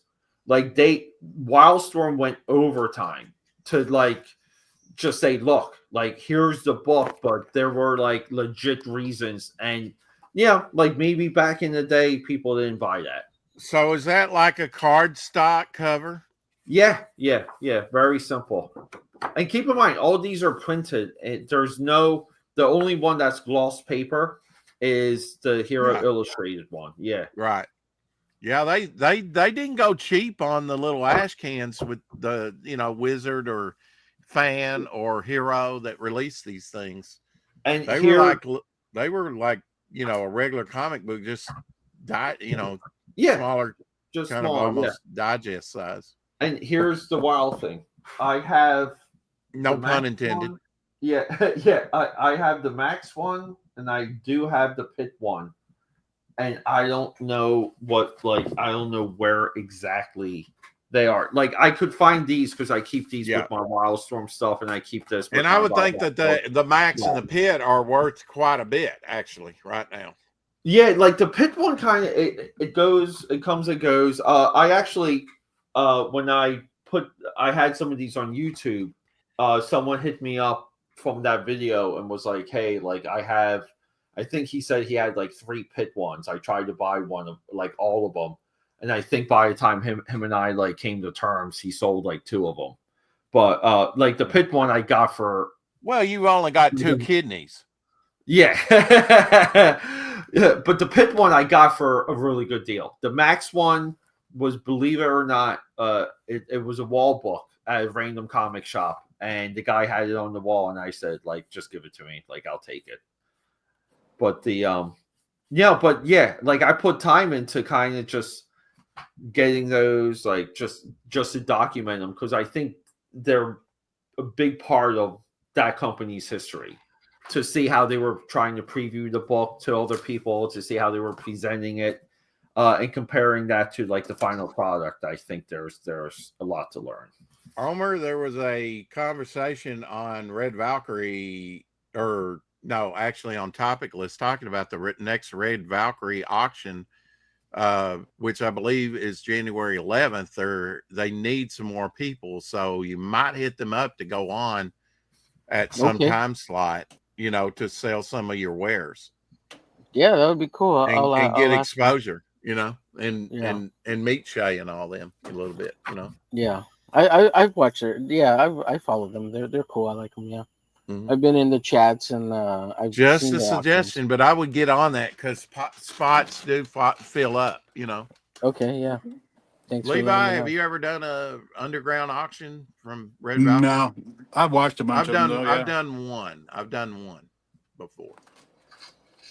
Yeah, what exactly is that? Because I'm not familiar with it. It's just it's an online auction that runs like 3 times a day. I mean, that runs, okay. It has like 3 blocks that some of the artists like Renee went on one time. She sold a piece for $4,000. Oh yeah, she's got a lot of big fans. So I mean, she does, but I mean, that's incredible. She deserves it. She's a good artist. Because but I mean, they will follow you no matter how big the channel is. That's what I'm saying. She didn't have to be on EVS, a big channel like EVS with a big following to do that. If you have people that like your work, they will follow you to where you're going. How did you do on there? You make a couple bucks? I sold one piece. Okay, one piece. Good. Yeah, good. It was like Sand Devil, I think was the character's name. Part of the Skull Squad of the 40s. Nice. Yeah. And flying. Wait a minute. Red Valkyrie bought it. Shay bought it. It was one of the first pieces sold, and I sold a Sea Demon, not at that auction, but at some other thing. It might have been even an auction I put on, or no, I think it was. I know whose auction it was, but that will be the artist that will not be mentioned. And Flying Feline bought that. That was done by John Philandes, the artist that drew the Devil Flyer story. I went and saw him today for Christmas. He's doing okay. He's been doing rehab, outpatient rehab for like 7 weeks. Just got over that, 6 or 7 weeks. Oh wow. The insurance will only pay for like 6 weeks, I think. But that's a, month and a half, and it was all about his legs and standing and stuff because he was, of course, he's like, I think March he'll turn 72. So, not saying that's old, just saying it's getting on up there. Quick. Yeah, we've been friends since 1982, so over 40 years. Wow, that's the guy who did the ash can, right? He's the he did the cover and did let's see, did he do anything else? Oh yeah, in the 7 pages of artwork. Yeah, nice. I could have put I had some other pieces that he did a bog, he did an inner man piece, and I'm vacillating if I should put that on the makeover of my campaign or up on the campaign, or if I should just put those up on eBay right now for sale. I'm thinking to wait and put them up on the campaign, but I'm kind of torn, what I should do with the original artwork, because I could make it available to some people. I've got a bunch of Doc Blaylock's original pieces too, that I could, that I'm kind of wondering, should I put up on the campaign or should I, put it up on eBay? Maybe some of both. There you go. Here's a particularly nice piece that he did of Bystander, and that will be printed in the book on one of the Bystander pages where he's hanging in the web. Oh, sweet. Are you showing something? Oh, there you are. Yeah, it's like let me embiggen you. Crucify. No, don't embiggen me with that shirt off. Come on, okay. man. Okay. You still Come don't have on, a shirt man. on? Put some clothes on, Rex.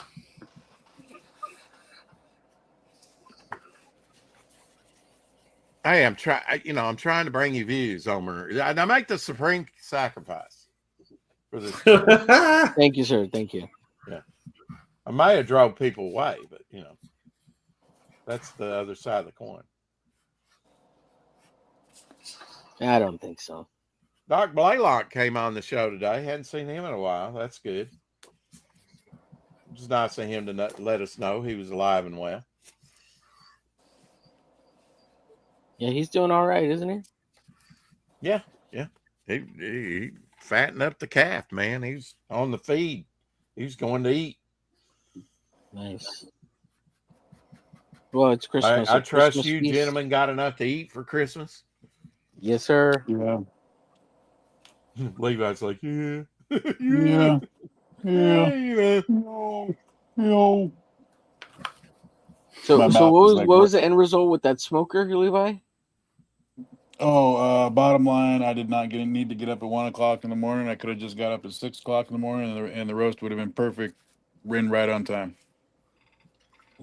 I think it's because you cleaned it was one big factor in that. Yeah, could have been. I think so. For sure. Yeah. For sure, dude. For sure. Hang 10.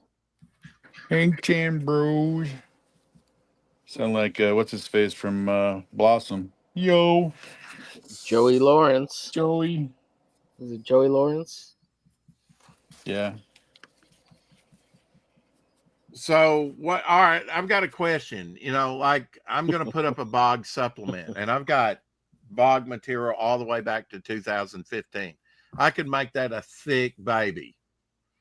It'll have one complete story with art by me and Rob Ewing, at least, and perhaps one other artist. We'll see. But how thick should I make a supplement? And for a supplement, should I treat it as, I guess there's no limit, right? I mean, I can make it as thick as the Devil Flyer book, or maybe even thicker if I wanted, right? Charge whatever I want. Yeah. Yeah. I would say 24 to 48 pages max. Yeah. I think the biggest you go like on a stapled book is 52 pages or 54 pages. I've got one in my collection that's 56 pages, but it's printed on newsprint, which makes a difference. Yeah. Newsprint is the typing paper or tissue paper of comics. Yeah. The good stuff. Yeah, the good stuff. Oh, and I'll show you. Here you go. There was the concept for the hanging bystander. Oh, that's what that was. Okay, you showed it the other time, and I was like, "What is that related?" Yeah, to? it's just on my AT&T bill envelope. Yeah. But that's what I said. I want him hanging on a web like this, and that was enough reference for Doc. Hey, Pete, I thought you were going to be in to... Mexico today. Out in Mexico. Yeah, actually, the flight is.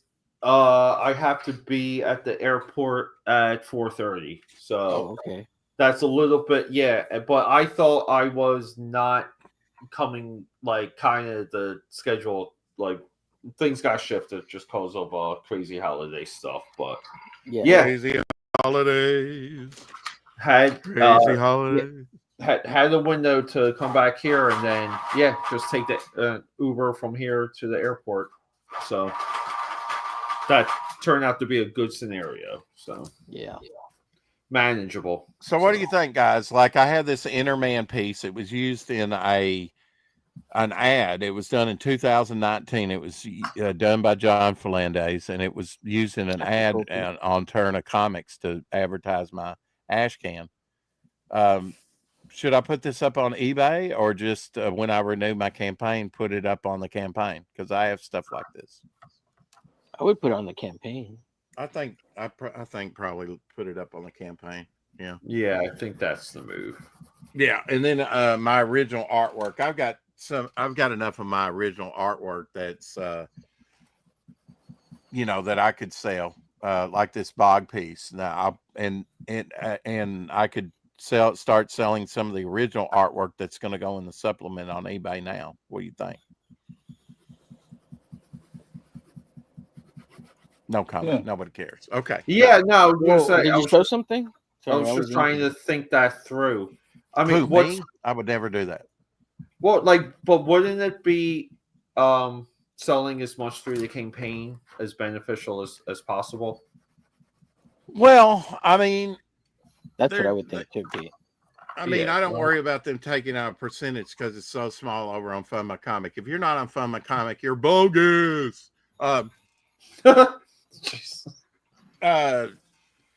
Yeah, but there's only so much spots because I'm going to be putting up a couple t-shirts, a Shadowhawk t-shirt, a Devil Flyer t-shirt. I'm going to do a 9-card trading card set. What else? Omerglitch, by the way, is going to have a fan art club card done a bog, which is going to be in the stretch code along with APEX Comics, Sea Demon trading card artwork, and with inks and colors by me, and along with a 6 a.m. bog sticker. So that's our next stretch goal, those 3 items.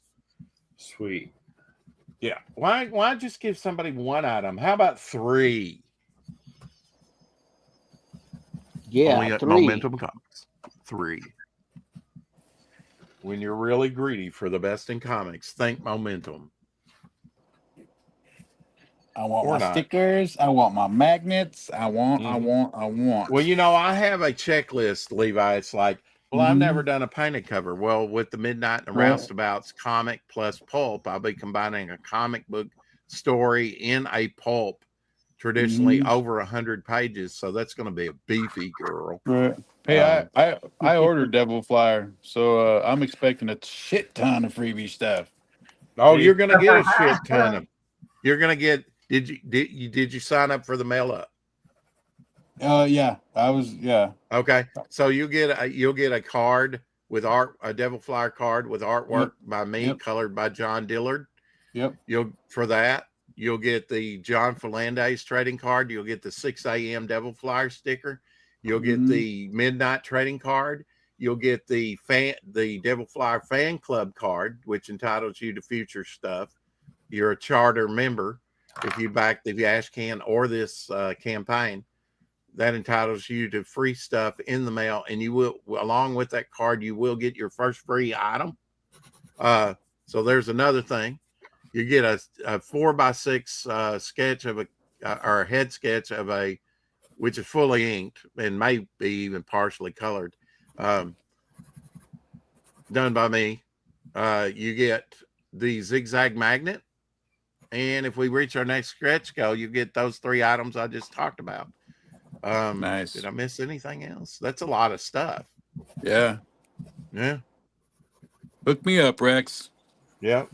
Show them your head sketch. You got it there, Omer, that I gave you? Yes, sir. Yes, sir. With your Did ash you can? Did you get the Ash Can, Levi, or the Devil Flyer main campaign?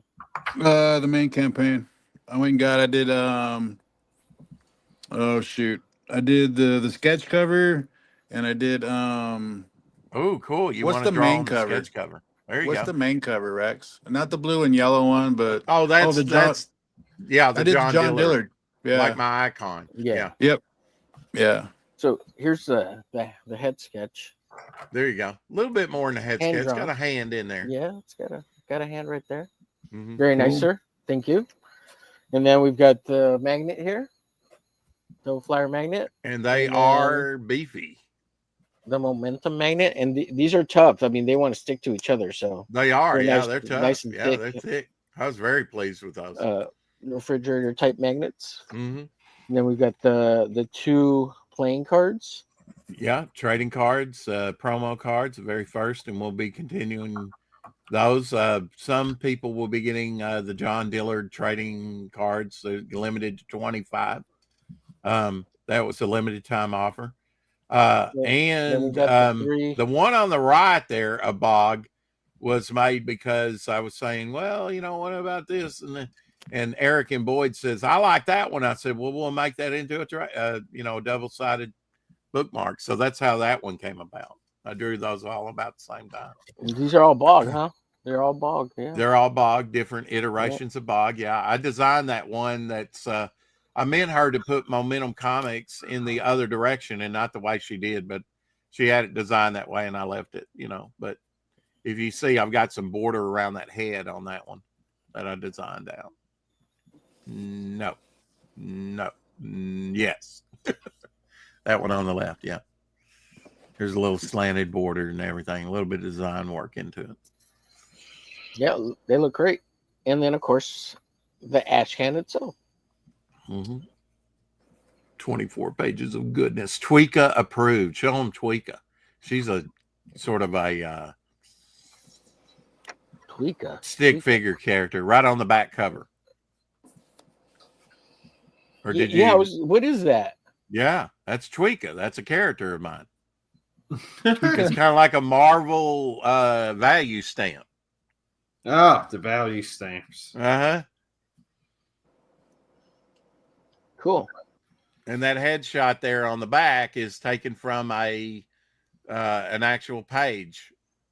Is it in the Devil Flyer story? I don't know if it. No, it's not that page. It's not that page. It's got a circle around it, just like it is. Oh, on yeah, the in the corner. Yeah, in the corner piece. Yeah. I don't know if that page is reproduced in that. Yeah, there it is. Yep. I don't want to show the whole thing. Give it away. I think. Give it away. Give it away. It ends on a cliffhanger with a guy skewered in his chest with the trident. There you go. I left it on a cliffhanger for you. You have to buy the full version to find out what happens to it. Yeah. So will these pages be in the big magazine? As Omerglitch would say, yes, sir. Yes, sir. Yes, sir. Yes, sir.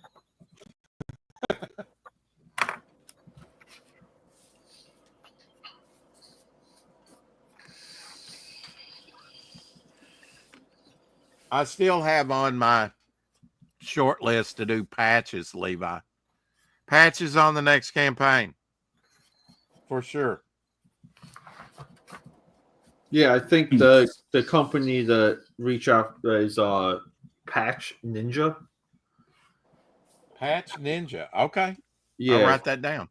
They have low I don't know what the numbers are, but I thought they had like a low yield as of what the like you can do like short print runs. Which is good. Yeah. Yep. Depending on size. Patches can get real pricey. Yeah. Exactly. Yeah. Exactly. Yeah. Thanks for that bit of information. I think that's what we as creators need to be passing on is where to go, like Pirate Ship, Patch Ninja, or, even maybe some print on demand, and when you're starting out, you don't know all these things, these places to go. And so I think it's real helpful if we pass that information on. Kind of like that mythical $100,000 within CG that's circulating. Yeah. Yeah. We're all passing the same dollar, right? It. They're just sharing it. Make America great again, folks. Just saying.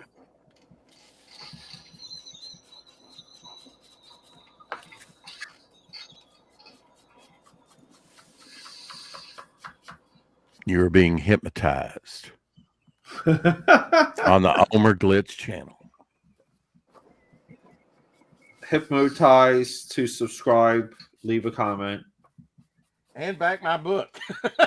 Yeah. Oh, Peter, you will appreciate this. An authentic 1988 Leonardo bop bag. These are going for about $175 on eBay.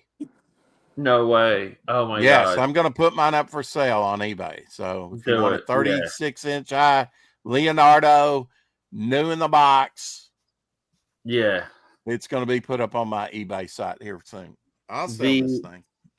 Yeah, like all the turtle like merchandise has really, because I guess like people collected all the figures and they kept going, you know, and now like they're picking up all of the merchandise. Well, I owned as a kid, but tore up a Paul McCartney blow up, and they did all 4 Beatles back in 1966. Okay. I later acquired a Paul McCartney blow up for a dime, and it would still blow up. There wasn't anything wrong with it.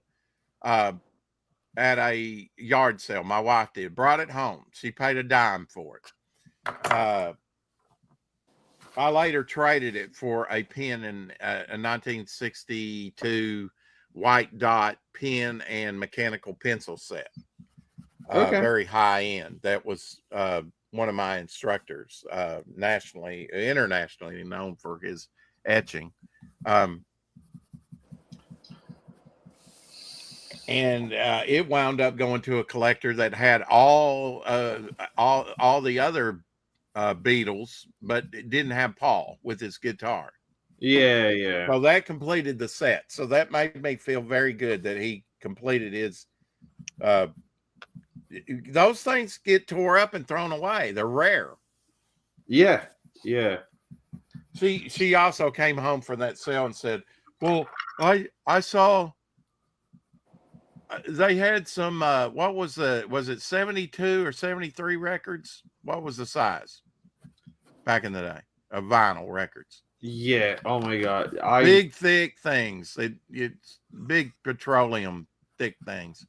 They had some Elvis there. You think I should have got it? I was like, yes. Go back and get them. They were gone. Yeah. Here's a comic, not this particular one, because this is a Bob Powell cover, Gorilla cover. But here is a book that Frank Frazetta used to work on. Yeah. Little jungle action going on, huh? And my copy of World's Finest #6, very patriotic. Cardboard cover. With a Tootsie Roll ad from 1942 on the back. 1 cent and 5 cents. Tootsie Roll. Tootsie Roll Pops. All the way back 1942. How about that? This is on my short list to perhaps get graded. You know, you can get up to a 3.5 on a detached cover. Really? Yeah, that kind of. Why does that make no sense? Yeah, I don't know. I just sell them. Yeah. Why does that make no sense? Oh my God. Because it's you. So you're getting ready to travel. Let's talk about that. Oh yeah. Cancun for maybe like 4. I think 4 solid nights, and then for work, I may actually have to go from there back to Austin for 2 nights, and then back to Philly, and that's all next week. So yeah, next week, okay. And then I'm going to do my best not to bring work stuff to Cancun with me. Like I like when I'm done. Are you taking a sketchbook? Yeah, I might still do the sketchbook. If I bring a sketchbook, it's probably gonna be my last sketchbook for a while, because I'm gonna get back into like full comic book production artwork. But it will be like a themed G.I. Joe sketchbook. So I'll do like all the original G.I. Joe characters in that. I was thinking about bringing that down to start that. But I'm trying not to like bring the laptop. I'm trying not to, and I got like kind of stuff simmering where people have to get back to me, and I technically could do the changes if I'm in Cancun, but like I'm trying to be a little bit better with like separating myself because I'll just do work like all the time. Like I'll just work. I'll just I mean, you'll have lots of time to work on stuff after your divorce. So yeah. I did want to ask you, Peter, Yeah. did you buy these back in the day, the indexes? I have the Iron Man one, and I have the Amazing Spider-Man one. So, like, yes, but I never. Yes. Oh, the Spider-Man one from 1976 is the very first one. Yeah. And the Avengers. And I had those. These are invaluable, folks. These are invaluable. They later reprinted them in digest size, going into the I want to say like 2006, 2007. There's a run of smaller ones of those too. Well, you know, in that original line in the late 80s, they did like Marvel Monsters, War. They might even did a romance one, but those are very rare.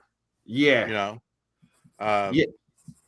Those are the only ones that I don't have. I've got a complete run for them, except for those ones that came out in the late 80s. Because I think those were much smaller print runs.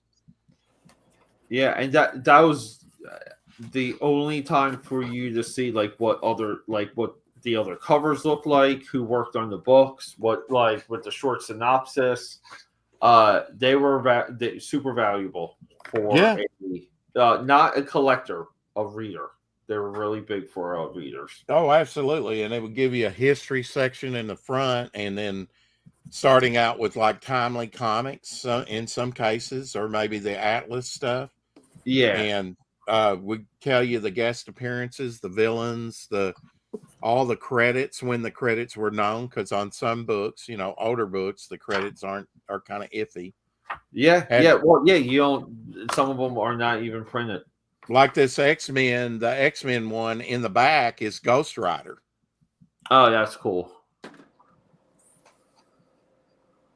What does X-Men have to do with Ghost Rider? Nothing. They just had a shorter run on the original Ghost Rider and stuck it in there.